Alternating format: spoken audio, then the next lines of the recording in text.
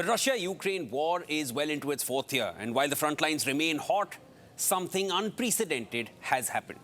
Poland's airspace has been violated with what Warsaw claims were Russian drones.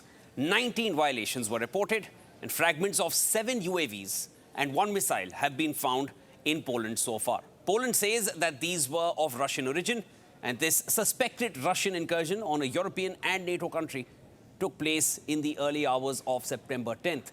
Russia has remained silent for the most part, but they've said that no targets in Poland were set.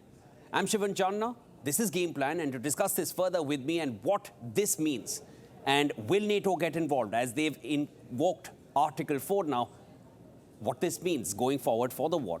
I'm being joined by Joachim Bitterlich, former German ambassador to NATO and former European diplomatic and security advisor to German Chancellor Helmut Kohl. Mr. Bitterlich, thanks so much for joining me here on Game Plan. Was Poland not targeted? Was Poland not intentionally targeted? Or has the war officially entered Europe now? I don't think that the war has entered in Europe now. For the moment, this is what I call Putin's policy of pinpricks. Putin is testing NATO. Putin is testing the reaction of NATO. It's a matter of fact, it's a provocation. It's a real provocation because all these drones, missiles were coming in from where? From Belarus. And NATO soldiers were astonished to see suddenly all these drones and small corps not directed to Ukraine, but suddenly direction Poland. And therefore, alert, and therefore they have shot down a certain series of drones, and they identified these are Russian drones, it's clear. And therefore Poland has activated, you have mentioned it, Article 4 of the NATO treaty. You know when we activated last time? That's exactly what I wanted to come to. Poland has invoked Article 4. Is a military response from NATO now imminent? What does this mean? When was the last time that this happened? Over to you, sir. NATO, you have to bear in mind 2 articles in this treaty. Article 4, Article 5.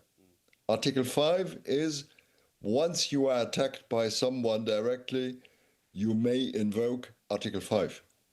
Article 5 means that the other members of NATO have to join the defense of the attacked NATO state. In this case, Poland has activated Article 4.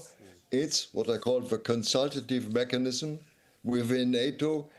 If there is something which, let's say, has to be brought to the attention, to the political attention of all the member states. And we activated last time this article the 24th of February 22, when the Russians invaded Ukraine. And this is typical.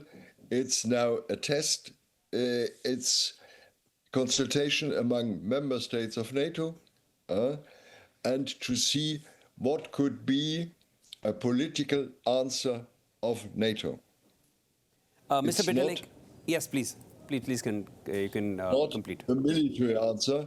It's not seen as an attack against NATO. It's seen as a real, let's say, a harsh violation of, let's say, the airspace of a territory of a NATO member state. And the Russians are really doing here what I call it's a real provocation here. A real provocation. I'll keep it at that. But Mr. Bitterlich, if there is any possibility, and I'm only stemming this from, certain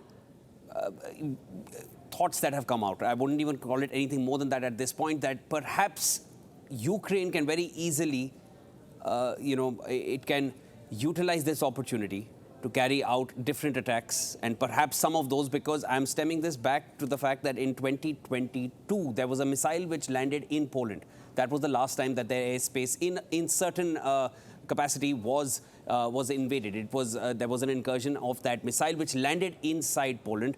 That was which caused a major scare there as well. This time these are drones.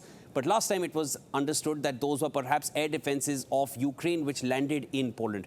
Do you feel, or is there any possibility that these could have been drones from Ukraine and Ukraine can perhaps use that in a way to get entire NATO involved in this war?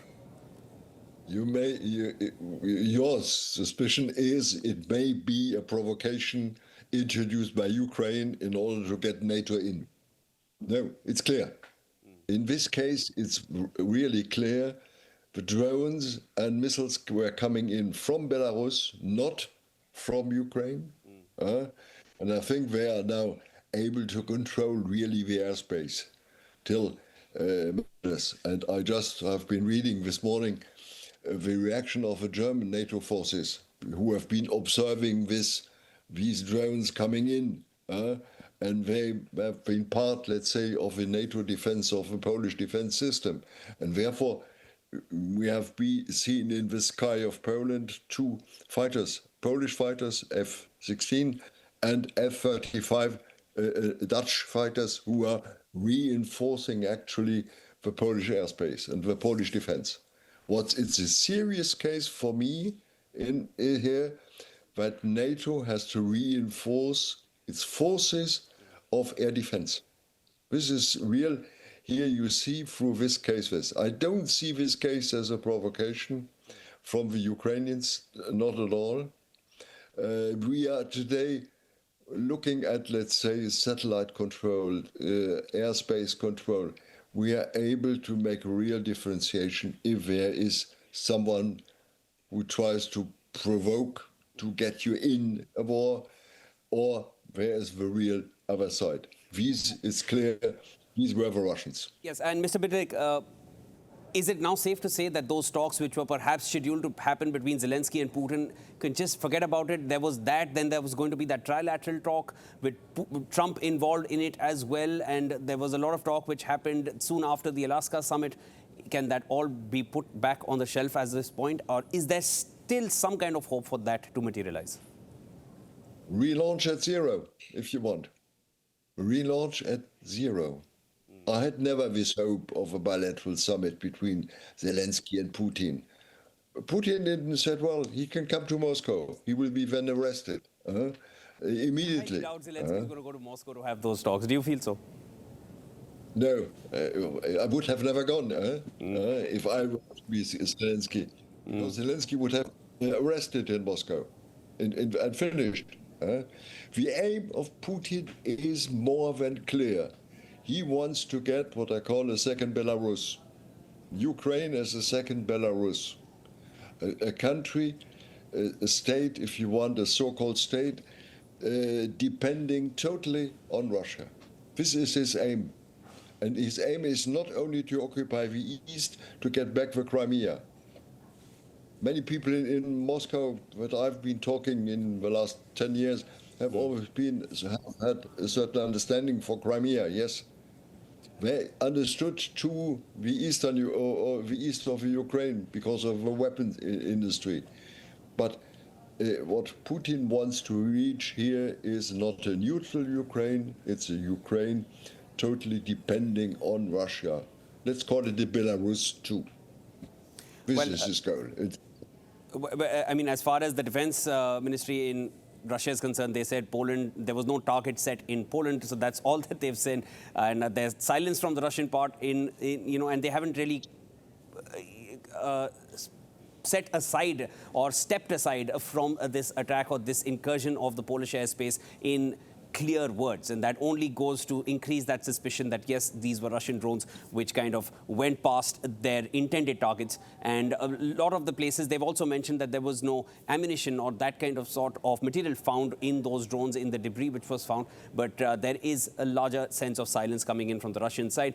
But Poland definitely has invoked Article 4. First time that has happened, as Mr. Bitterlich just pointed out as well, that this is the first time Article 4 has been invoked after 24th February 2022, and that's when the war actually started, which is now well into its 4th year. Mr. Bitterlich, thanks so much for joining me here on Game Plan, and there's always more to discuss. Would love to have you on the show again.